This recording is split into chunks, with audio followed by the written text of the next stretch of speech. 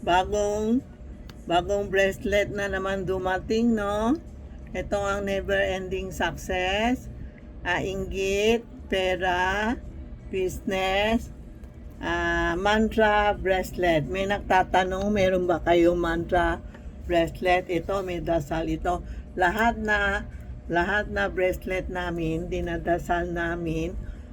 Pag kami gumagawa, cleansing namin. Pag nagaling sa abroad, pinadasal ko na sila sa monks. Yan po, ito ang bago, screenshot nyo. Ito, ang ginagawa namin general, para lahat andyan na. Halimbawa, may never ending success ka, papasok mo. Hindi na lumalabas ang swerte nyo. Sakitin, business, pera, mantra. Mantra is harmony. Pag nakikita sa'yo, hindi nagagalit, mahal sa'yo. Inggit po, maka-abroad ka or study, health, business, and money. Ito maganda. Yan po, ha? Ito naman, never ending success kung maka-abroad ka o board exam, ha? Sino makbook or board exam, pwede kayo pumunta sa amin. May tuturo ako isang letra para mapasa kayo. Huwag niyo pahiram sa ibang tao. Tapos bumili ka ng bracelet na for boarding exam. Board exam, hindi boarding. Board exam po. Tapos meron din kami isang lalagay sa bag po, ha? Sino magbo-board exam, pero sa hindi pa yayabang, ang dami na board exam, wala pa na. Meron isa, hindi pa sa lahat okay. Board exam palagi may padala, thank you po. Yun hindi na board, yun hindi na pasa kasi kala niya, pag sinabi ko, yung letra sulat niya, kala niya, okay na siya. Hindi siya nag-aral, kaya hindi siya napasa. Pero honestly, sinabi niya, tita, hindi ako nag-aral.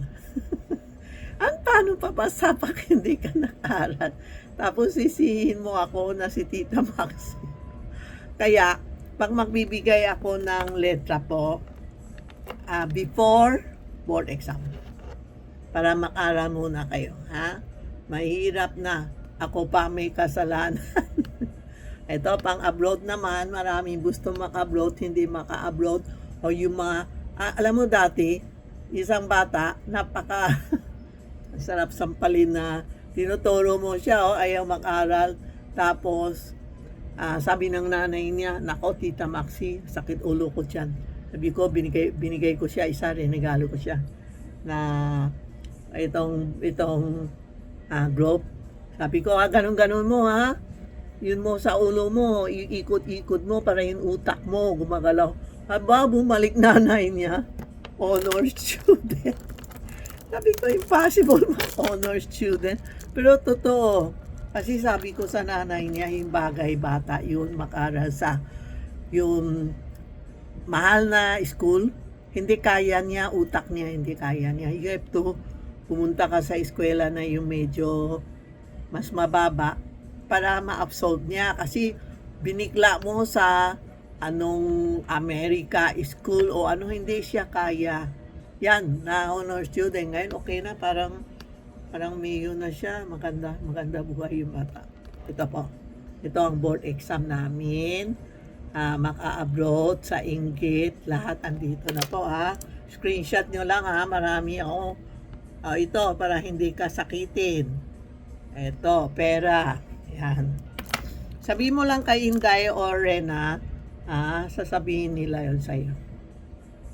Yan po, ha. Ito, may tiger eye, oh. May tiger eye, oh. Si Buddha, palaging masaya, tumatawa, hindi nagagalit.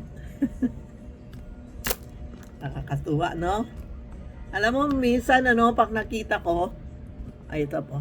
Nakita ko sa daan, tapos nakita nila ako, Tita Maxi, kasi ang yun niya, bracelet ko eh. Sabi niya, Tita Maxi, ako naman, nakita ko yung bracelet suot niya, masaya na ako. Very proud ako na nasuot niya yung bracelet ko. No?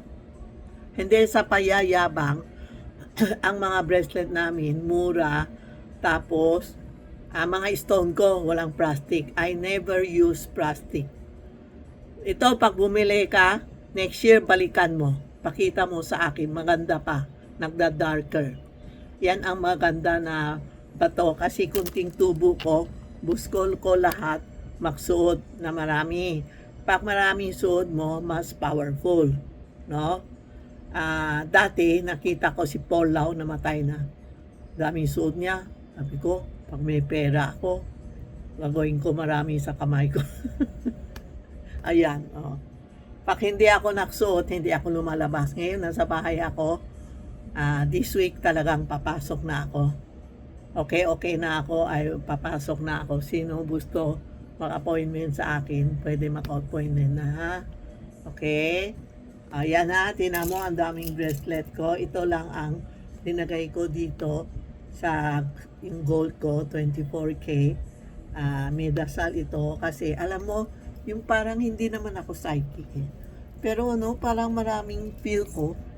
Maraming yung bad energy, gusto lumapit sa akin. Lalo na, pag pumunta ako sa isang bahay, siyempre, o sa isang building, nagdadasal ako. O mani pemi hong, o mani pemi hong, o mani. Sumasama sa akin, kaya tinanong ko kay master ko, Master, bakit ganun? Nadidinig ko, kumakanta din sila, ganun. Kasi nagdadasal siya, nakhihingi ng dasal sa iyo. Ay, ganun pala. Ay, kaya pag pumupunta, hindi na ako pumupunta sa mga ganun. Basta bahay, gano'n. Ayaw ko magdasal. Kasi pag nagdasal ako, nakhihingi sila kasi alam niya, marunong ako magdasal. Ito ang rosary ko everyday. Om mani padme hum, om mani padme hum, om mani padme hum, om mani padme hum. Paggabi, sabi ko, bibigay ko sa mga kaaway ko. Yung last reincarnation, sino galit sa akin, idasal ko siya, binibigay ko po siya. Thank you. Okay? Salamat magdasal tayo. Walang masama. Sana lahat tayo be good, ha? Lalo na this April 4, Chinese All Saints Day. Okay, wag maglipat ng bahay, wag mag-sign of contract, lahat-lahat wag muna in araw na yon. Okay, salamat po.